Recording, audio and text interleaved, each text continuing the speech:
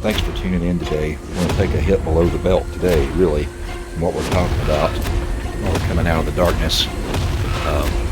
So stay tuned. It'll be a good conversation and a lot to think about as we come out of the dark and focus on the light. Hey, it's been a few weeks since we started the Pursuit of God series, and my apologies, Christian and I's schedules conflict. It's hard to get together on the same page and get through this as quick as we had hoped to. Anyway, today we're going to talk about it, and I'm coming to a part of the book that's very deep. In my opinion, it's some hard truths that's difficult to swallow sometimes. So earlier on, I had a little clip about coming out of the dark, and there's a lot of analogy in that about coming out of the dark. It can mean a lot of things.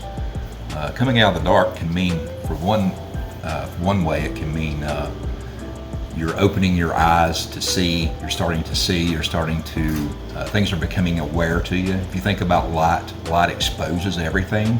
It exposes good, it exposes bad. And you hear the term living in the light. Living in the light basically would mean like you're aware of everything, you are aware of all that's good and what's bad, and you know to stay away from the bad. So anyway, without getting too deep into that, I want to read, this is just from one page, deeper on in the book of The Pursuit of God by A.W. Tozer. And it goes like this. He's talking about separating ourselves from the world. And he says this is the result of that. He says, our break with the world will be the direct outcome of our changed relationship to God. For the world of fallen men does not honor God. Millions call themselves by his name, it is true, and pay some token of respect to him. But a simple test will show how little he is really honored among them. Let the average man be put to the proof on the question of who is above, and his true position will be exposed. Let him be forced into making a choice between God and money, between God and men, between God and personal ambition, God and self, oh there's a biggie, God and human love, and God will take second place every time. Those other things will be exalted above. However the man may protest, the proof is in the choices he makes day after day throughout his life. That's a pretty deep but pretty true statement. I think it's a very true statement, and I think it's very accurate. Whether we like to admit it or not, I think we're all guilty, if not one thing on that list, of all of it at one time. So the question is, what do you do with that information? Simple Christianity says, Jesus says, die to the flesh.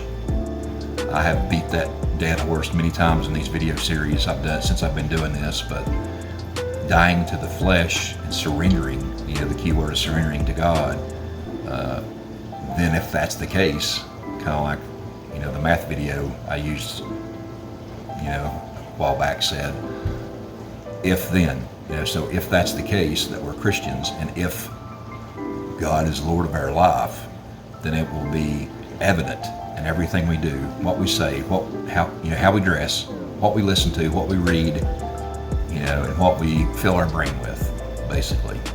And I think it's key that we get that in our heads and understand that. And that is something that if you were in elementary math and you didn't learn what, the 2 + 2 = 4, if you don't learn that in math, you will never grasp the rest of the math. Therefore, you're stuck. You're stuck on that first grade level if you do not move beyond that.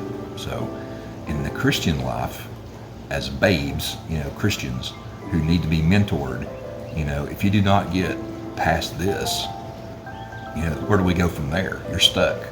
You don't gain the reward of the joys that we should have in serving God and learn what it means to have true joy and true peace that comes from living for God and doing for others. So think about that. That's pretty deep. I want, if everyone, like he says, millions claim to be Christian, if millions of people that claimed, if 1/10 of the people who claim to be Christians really surrendered, and put self behind and put love of money, ambition and career behind, and really focused on being completely given to God, as the book says, you're pursuing God. A lot of us think God fits into our life. We want a God or a Lord that serves us, and that meets our criteria. It's not the way it works. There's going to be unmet expectations, but that is expectations we set. That's standards we set, and we don't live by the standards we set. We live by the standards that God set. So anyway, take that nugget.